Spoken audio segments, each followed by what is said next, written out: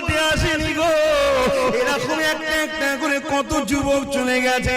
একটা একটা করে কত যুবতী চলে গেছে গো। তোমার যৌবনটাকে আল্লাহর বিরুদ্ধে লাগাও না গো, তোমার এই ক্ষমতাটাকে রাসূলের বিরুদ্ধে লাগাও না গো, তোমার এই ক্ষমতাটাকে মিথ্যার পক্ষে লাগাও না গো, তোমার এই ক্ষমতাটাকে আল্লাহর ঘরের বিরোধীকারীদের পক্ষে লাগাও না গো। এ যুবকেরা,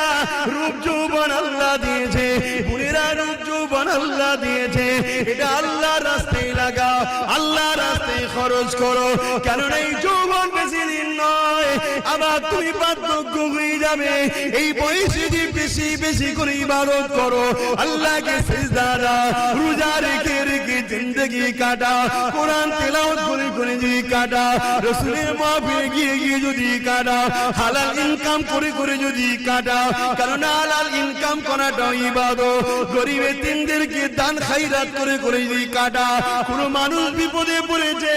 তাকে অর্থ যদি দিতে নাও পারো গো,